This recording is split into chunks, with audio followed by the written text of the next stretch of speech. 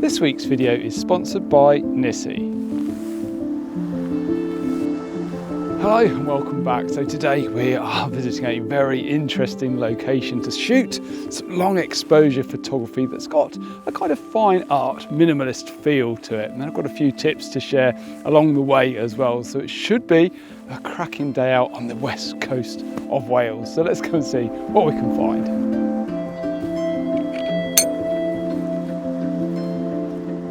Now, I have to admit, I'm always a bit unsure when it comes to the term fine art photography.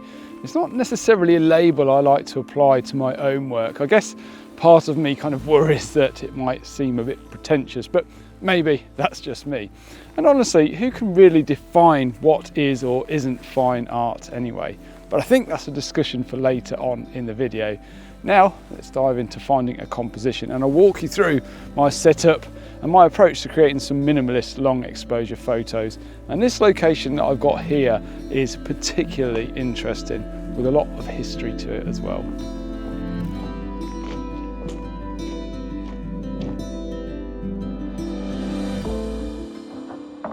So this place is absolutely amazing, so much to explore, but the first composition we're going to shoot is just here, where these old railings look out towards the river estuary.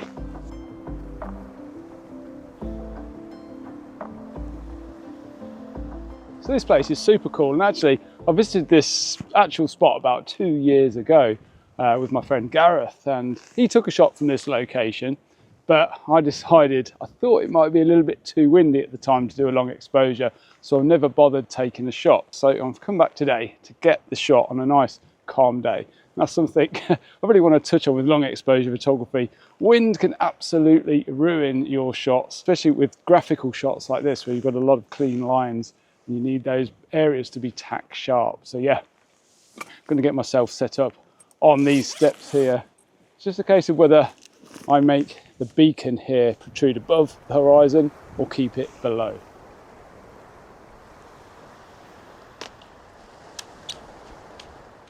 So I have my composition framed up here. It's took me a little while because there's lots going on, lots of vertical and horizontal lines running throughout the composition. And yeah, there's lots going on here, so I've got to be very, very careful. Subtle movements left, right, up and down make such a big difference when you're shooting on a wide angle lens so close to these sweeping diagonal lines that run through the image. I'm going to put probably a 10 stop and maybe another filter on because I want to try and smooth the water out to give it a very graphic, clean look. So I've got my Photo Pills app here just to check out what exposure times that I need. And currently I'm at 1/25th of a second at aperture f10. So if I put a 10 stop filter on, that's going to give us an 8-second exposure, which probably isn't long enough to smooth out the water.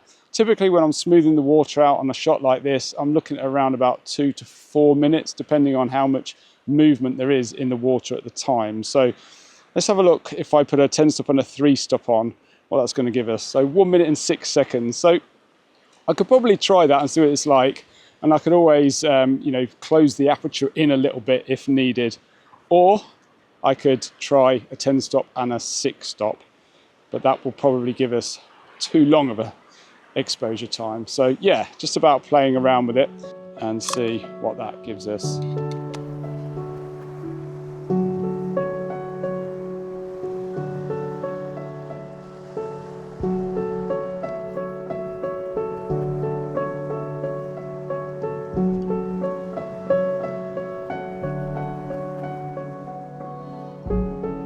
Now, if you watch the channel regularly, you might have noticed I'm using a new set of filters today, and this is the JetMag Pro filter kit from Nissi, and it's designed specifically for landscape photographers. Now, the kit that I've got here includes 3 different strength ND filters, a 3 stop, a 6 stop and a 10 stop, as well as a circular polarizer. It all comes with a set of adapter rings, 2 front lens caps, a rear lens cap, and a new carrying pouch, which keeps everything safe and organised. Now, these filters are designed to be incredibly easy to install. They feature a unique lock-in design that prevents accidental detachment, which can be a common issue with regular magnetic filters. With a quick twist, the filter locks securely in place, so you don't have to worry about it slipping off, even when you're on the move. The set that I have here is the 82mm kit, which is larger than all of my lenses. Using the JetMag Pro adapter rings, I can fit these filters to each of my lenses without any trouble. Because these filters are slim as well, you can even stack 2 of them together on a 15mm wide angle lens without causing any vignetting. The filters are also colour coded, which makes it easy to identify each one quickly.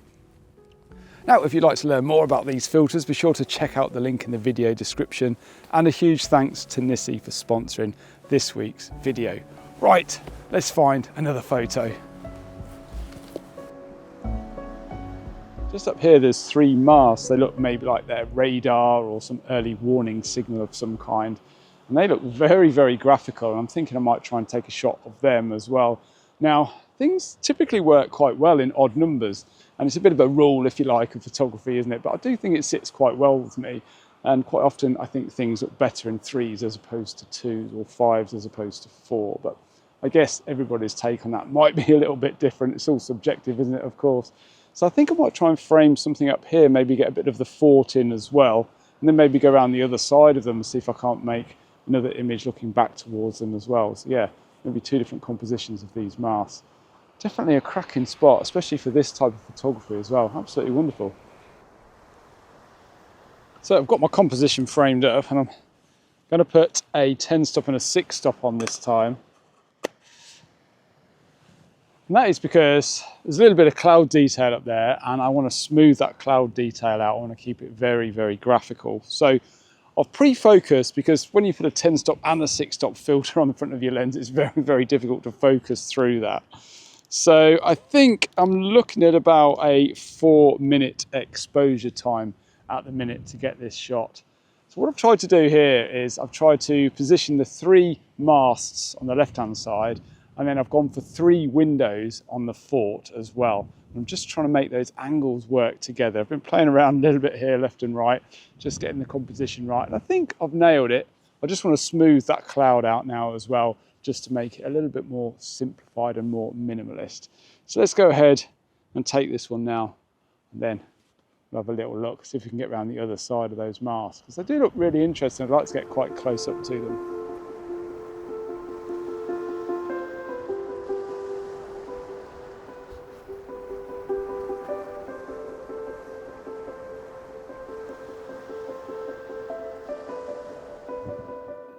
So after taking that last shot in a kind of fine art style, or the last couple of shots, should I say, it kind of got me thinking, you know, what is fine art photography anyway? So I did what everybody does these days.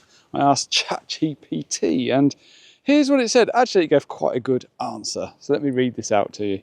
Fine art photography is a style of photography created primarily for artistic expression rather than documentation, commercial use, or journalistic purposes.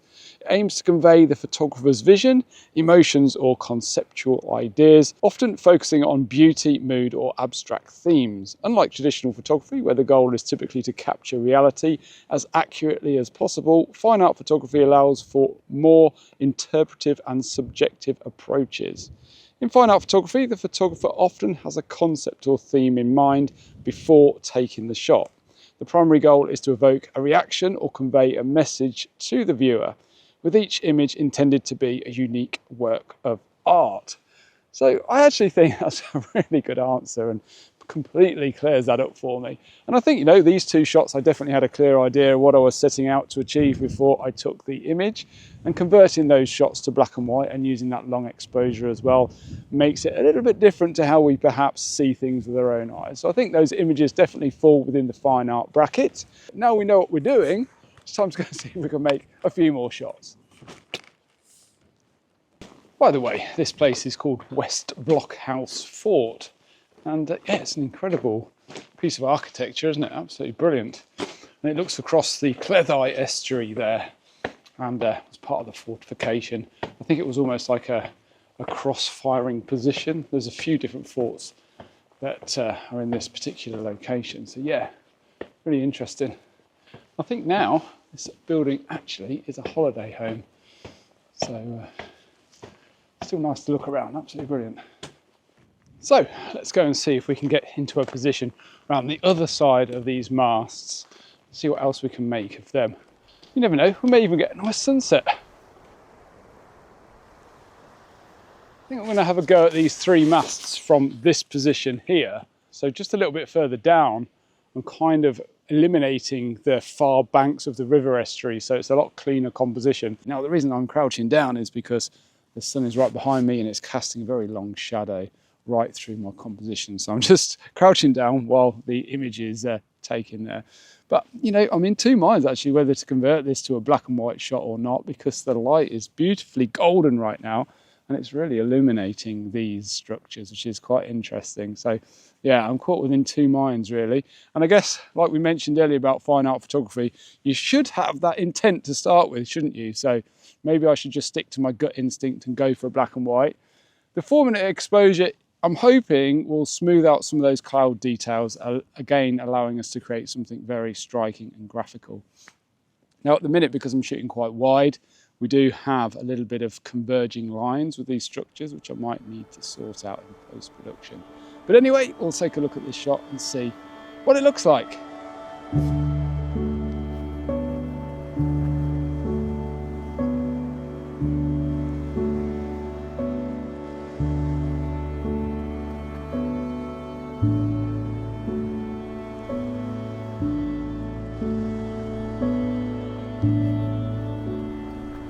So instead of rushing around trying to find a shot for sunset, I'm actually going to make my way back down to where we shot that first image and see if I can take another shot there after the sun has set, see if I can manage those highlights a little bit better.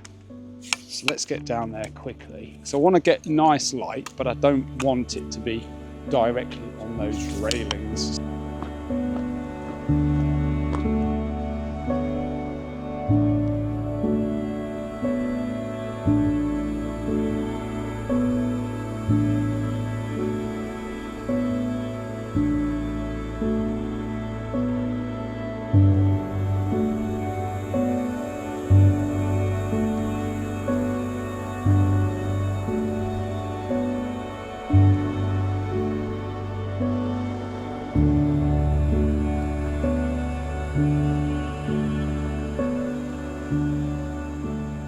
So what a lovely evening. We're getting some really nice colour in the sky as well.